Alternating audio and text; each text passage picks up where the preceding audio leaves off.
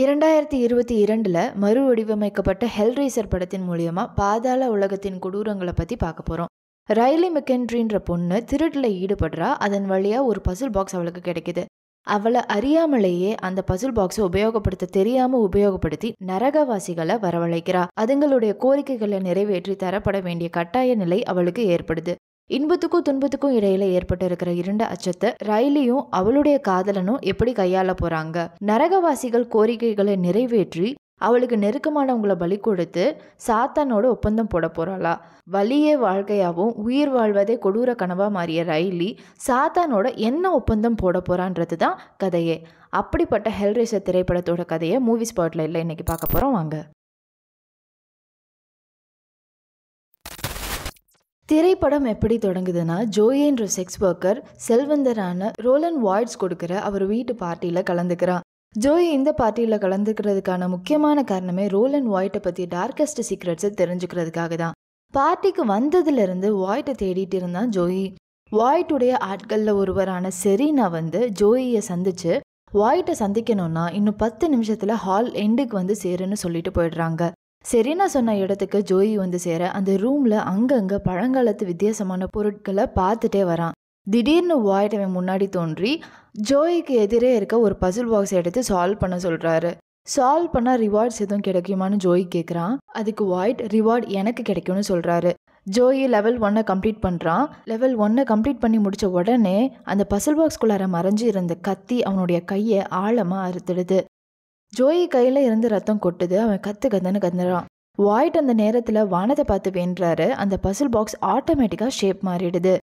வானத்தை பார்த்து வேண்டின பிறகு மேலே இருக்க கேட் ஓப்பன் ஆகி பெரிய பெரிய சங்கிலிகள் பறந்து ஜோயி உடம்புல மாட்டி இழுக்கப்பட்டு ஜோயி உடம்பு கிழிக்கப்பட்டு துண்டு துண்டா சிதைகிறான். அவனுடைய அலறல் சத்தம் மட்டுமே கேட்க வாய்ட் காட் ஆஃப் லாப்ரின்த் கடவுள் லிவாயத்தின் வருகைக்காக வழிபடுறாரு. லிவாயத்தேன் நரகத்தினுடைய மறுபெயர். இது நடந்து 6 வருஷத்துக்கு பிறகு குடிப்பழக்கத்துக்கு அடிமையான ரைலின்ற பொண்ணு ட்ரெவர்ன்ற தனக்கு நெருக்கமான ஒரு பையனோட உடல் உறவு வச்சுக்கிறா. அவளுடைய அண்ணன் மேட்டையும் அவளுடைய ஃப்ரெண்ட்ஸ்டையும் மாட்டிக்கிறா. மேட்டுடைய பார்ட்னர் தான் கோலின். நோரா அவளுடைய ஃபிளாட்மேட். மேட்டுக்கு ட்ரெவரை சுத்தமா பிடிக்கல. மேட் கட்டாயப்படுத்தின மாதிரி ரைலி ட்ரெவரை சந்திக்க மாட்டேன்னு மேட்டுக்கு சத்தியம் பண்ணி கொடுத்துட்றா. ஆனால் ரைலி அவ செஞ்ச சத்தியத்தெல்லாம் பெருசாக மதிக்கல. ட்ரெவர் ரைலிட்ட அவனுக்கு தெரிஞ்ச ஒரு வேர் ஹவுஸில் இப்போ யாரும் உபயோகப்படுத்துறது இல்லைன்னோ அதில் ரொம்ப நாளாக இருக்க பார்சலை திருடலான்னு சொல்கிறான். இது கண்டிப்பாக பிஸ்னஸ் பீப்புளுடையதாக தான் இருக்கணும், லாபம் கிடைக்க வாய்ப்பு இருக்கணும் சொல்கிறான். ஸோ 2 பேரும் அதை திருட முடிவு பண்ணி வேர் ஹவுஸ் போகிறாங்க. அங்கே ஒரு பார்சல் இருக்குது, அதை உடைக்கிறாங்க. அதில் ஒரு பசில் பாக்ஸ் இருக்குது, அதை ரைலி எடுக்கிறா. இதை வச்சு என்ன பண்ணுறதுன்னு எனக்கு தெரியல, ஸோ ஒன்றையே இருக்கட்டும்னு ட்ரெவர் சொல்லிடுறான். அதையும் எடுத்துட்டு நல்லா குடிச்சிட்டு வீட்டுக்கு தாமதமாக வர ரைலி. ரொம்ப நாள் பிறகு மறுபடியும் குடிப்பழக்கத்தை தொடங்கின ரைலி மேலே மேட் ரொம்ப கோவப்படுறான். 2 பேருக்கும் சண்டை முத்தி போய் மேட், இது என் வீடு, இப்படிலாம் நீ என் வீட்டில் இருக்க வேணாம், வீட்டை விட்டு வெளியே போகணும்னு சொல்லிடுறான். அவளும் பேக்லாம் பேக் பண்ணிட்டு கோவத்தோட வீட்டை விட்டு வெளியே வரா. காரில் எல்லாத்தையும் போடும்போது தான் மறுபடியும் அவள் எடுத்துகிட்டு அந்த பசில் பாக்ஸை பார்க்குறா. அதை எடுத்துட்டு பக்கத்தில் இருக்க பார்க்கில் போய் உட்காந்து பசிலை சால்வ் பண்ணுறா. முடிச்ச உடனே பசில் பாக்ஸில் இருந்து ஹிடன் நைஃப் வருது. ஆனால் அதிர்ஷ்டவசமா அவ கை அதில் வெட்டுப்படல. ரைலி அறபோதையில் இருக்கும்போது அதே பார்க்கில் சிதைந்த உருவத்தோட ஒரு உருவம் நிற்கிறத பார்க்குறா. அதுதான் செனோபைட்ஸ். செனோபைட்ஸ் அந்த பாக்ஸை கையில் வச்சுட்டு, ஒன்று நீ உயிர் தியாகம் பண்ணணும், இல்லைன்னா வேற யாரையாவது தேர்ந்தெடுத்து உயிர் தியாகம் பண்ண வைக்கணும்னு சொல்லிட்டு ரைலியை செனோபைட் தேர்ந்தெடுக்கிற மாதிரியும் சங்கிலியால் மேட்டை கட்டி இழுக்கிற மாதிரியும் மேட்டு கனவா கண்டு பயந்து எழுந்துடுறான். ரைலிக்கு என்ன ஆச்சுன்னு பயந்து அவளை தேடி போறான். நடு இரவுல ரைலி பார்க்ல படுத்து கிடக்கிறத பாக்குறான். அவ கையில இருந்த பசில் பாக்ஸை மேட் எடுத்து தூக்கி போடும்போது மேட் எதிர்பாராத விதமா அவன் கையை பசில் பாக்ஸோட நைஃபால கிழிச்சுக்கிறான். கையில இருந்து ரத்தம் கொட்ட அறபோதையில இருந்த ரைலிட்ட சொல்லிட்டு கையை கழுவ கழிவறைக்குள்ளார போறான். போதையில இருந்த போதிலும் மேட் தூக்கி போட்ட பசில் பாக்ஸ் ஷேப் மாறுறத ரைலி கவனிக்கிறா.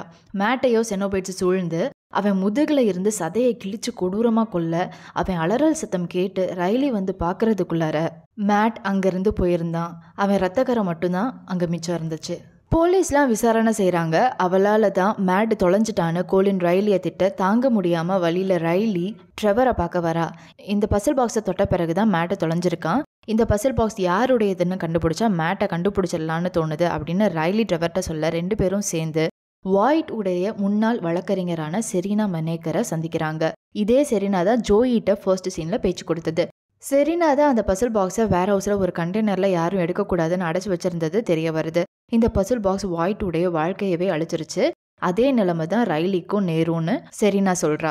அப்படி ஒரு நிலைமை இனி யாருக்கும் ஏற்படக்கூடாதுன்னு செரீனா பசில் பாக்ஸை எடுத்து வச்சுக்கிறேன்னு சொல்கிறா.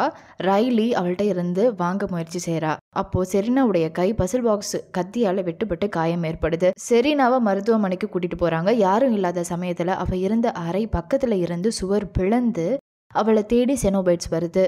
அதை பார்த்து பயந்தோட செனோபைட்ஸால் சுற்றி வளைக்கப்பட்டு விவரிக்க முடியாத விதத்தில் செரீனா கொடூரமாக கொலை செய்யப்படுறாங்க. வீட்டுக்கு வந்த ரைலி வாய்ட்டை பற்றி இன்டர்நெட்டில் தகவல் தேடுறா. வாய்ட் பெரிதளவில் அமானுஷ்யத்தில் ஈடுபடுற ஆளுன்னு தெரிய வருது. வாய்ட் எஸ்டேட்டில் வேலை செஞ்ச வாய்ட்டுடைய கிரவுண்ட் கீப்பரும் செக்ஸ் ஒர்க்கரும் மர்மமான முறையில் காணாமல் போனதும் தெரிய வருது. மேலும் வாய்ட் பற்றி தெரிஞ்சுக்க யாருக்கும் தெரியாமல் ரைலி தனியாக யாரும் இல்லாத நேரத்தில் வாய்ட்டுடைய எஸ்டேட்டுக்கு போகிறா. அவனுடைய அறையில் இருந்த குறிப்புகளை வச்சு அந்த பசில் பாக்ஸை பற்றி சில தகவல்களை தெரிஞ்சுக்கிறா. அந்த பசில் பாக்ஸில் ஒவ்வொரு லெவல் இருக்குது. ஒரு லெவலில் முடித்த உடனே அதுக்குள்ளார இருந்த கத்தி வெளியே வரும். கத்தியால் யாருடைய ரத்தக்கரை படியுதோ அவங்கள செனோபைட்ஸ் வந்து கொடூரமாக கொண்டு நரகத்துக்கு இழுத்துட்டு போயிடுவாங்க. இதுக்கு பிறகு பசில் பாக்ஸுடைய ஷேப் தன்னால் மாறி அடுத்த லெவலுக்கு தயாராகும்.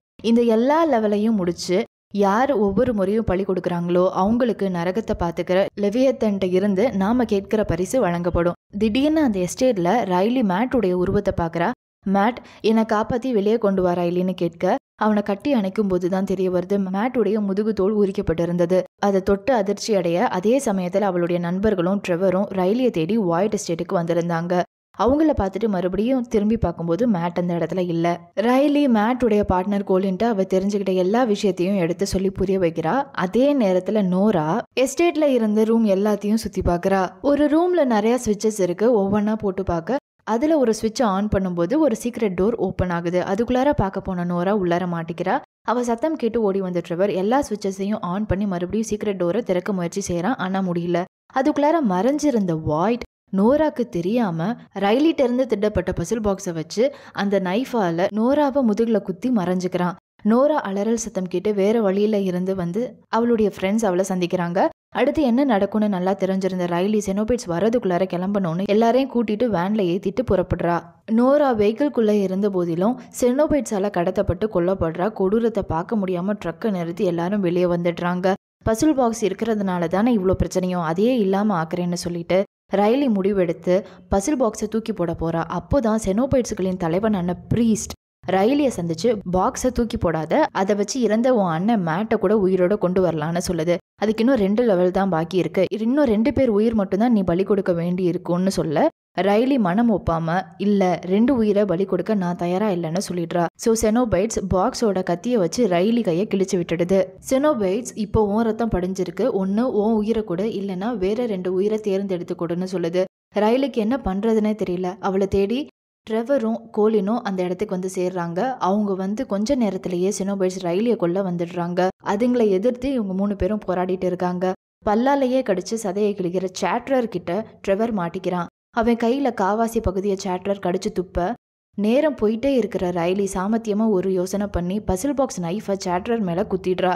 அவ எதிர்பார்த்த மாதிரியே செனோபைட்ஸ் சேட்ரரை கொடூரமா கொலை செஞ்சிடுறாங்க. இப்போதான் இவங்க 3 பேருக்கும் ஒரு சின்ன மன நிம்மதியே வருது. ட்ரெவரை இந்த நிலையில எங்கேயும் கூட்டி போக முடியாதுன்னு ரைலி இன்னொரு உயிரையும் பலி கொடுத்தாதான் இந்த இடத்துல இருந்து போக முடியும்ன்ற ஒரே காரணத்துக்காக மறுபடி 3 பேரும் மேன்ஷனுக்குள்ளறைய போறாங்க.